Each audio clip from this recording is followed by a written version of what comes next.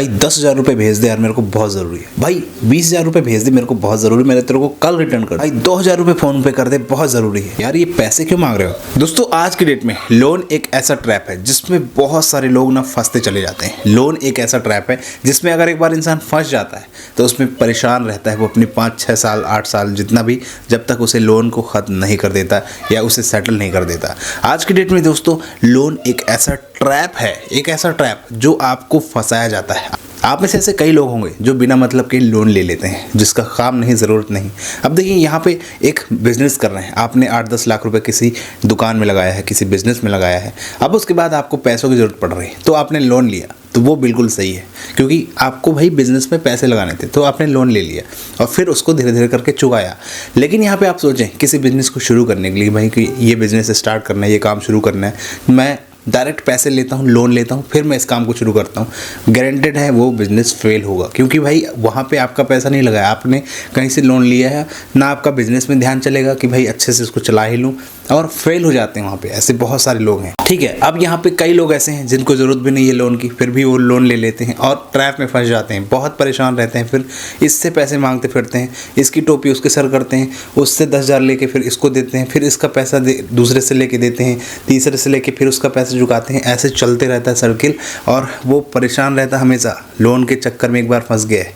मैं यहाँ पे बड़े बड़े लोन की बात नहीं कर रहा हूँ, यहाँ पे 1 लाख 2 लाख जिनकी कोई कमाई नहीं है, जिनकी कोई अर्निंग नहीं है, ना कोई जॉब है, और कैसे भी करके इनको गांव वगैरह में रहते हैं तो लोन मिल जाता है और फिर उसमें ये फंसे रह जाते हैं ऑल टाइम। अब यहाँ पे 1 लाख का लोन ही अगर कोई ले लेता है गलती से तो उसे 1 लाख का 2 लाख रुपए चुकाना पड़ता है बैंक को। और वो कैसे चुकाना पड़ता है? क्योंकि देखो महीने में जब EMI आती है, जब EMI का समय आता है ना, तो गारंटेड बता रहा हूँ पैसे उस टाइम पे नहीं होते हैं किसी के पास। EMI जब आती तब जेब में पैसा नहीं रहा है, और जब EMI नहीं रहती तब जेब में पैसा उछलते रहता है, और EMI आते ही वो पैसे खत्म हो जाते हैं, EMI टाइम पे नहीं भर पाते, बैंक अपना चार्ज लगाती है, पेनाल्टी लगाती है, और इस हिसाब से फिर वो जो लोन आपने लिया था ना उसका पेनाल्टी के साथ बढ़ के वो बहुत ज़्यादा हो जाता है, उसे चुकाना मुश्किल हो जाता है। इंडिया में ऐसे कई लोग हैं, कई लोग भारत में भाई गांव वगैरह में हैं जो छोटे छोटे बैंक जा के 30-30 40-40 हज़ार का लोन दे के लोगों को फंसा लेते हैं।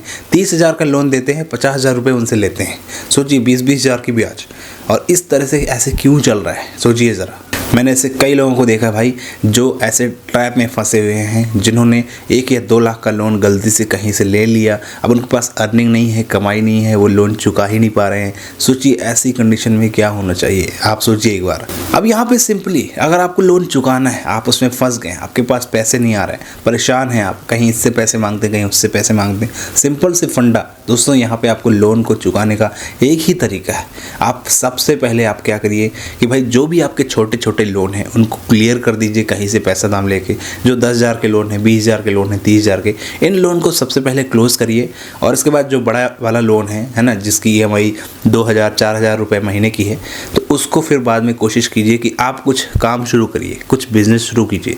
आपके पास इनकम नहीं है तो आपके पास जब इनकम नहीं है तो आपने लोन क्यों लिया था, और ले ही लिए लोन तो फिर कुछ काम शुरू कीजिए, कुछ इनकम बनाइए, कहीं पे जॉब पकड़िए।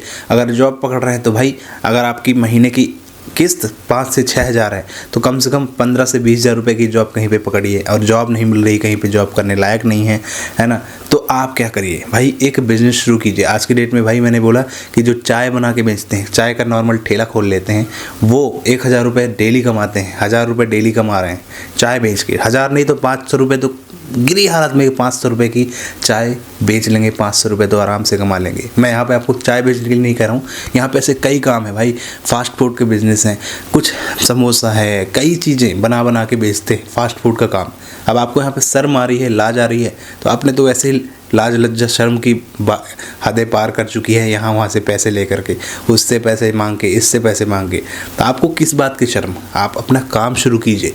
एक टाइम आएगा कि आप उसी चाय के ठेले से एक बड़ा सा रेस्टोरेंट डाल सकते हैं दोस्तों, अगर आप चाहें तो, और एक टाइम पे आप करोड़पति बन सकते हैं।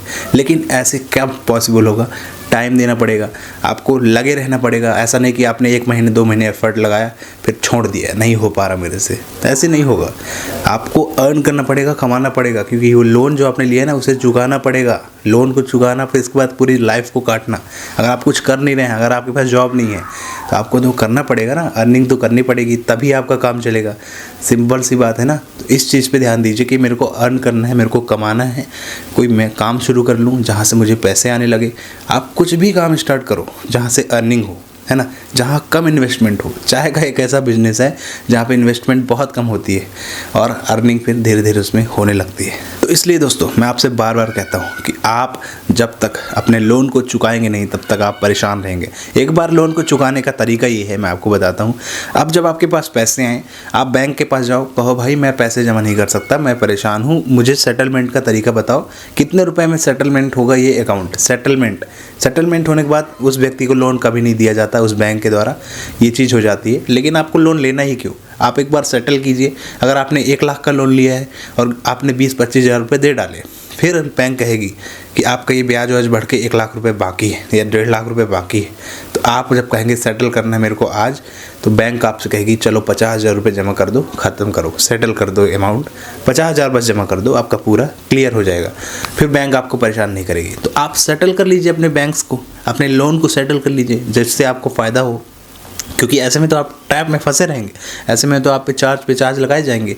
बैंक चाहती ही है कि आपकी किस्तें बाउंस हो, आपकी EMI बाउंस हो, ताकि वो आप पे भारी चार्ज लगा सकें और फिर इस बाद में हम इनसे पैसे वसूलेंगे, चीज़ें हैं।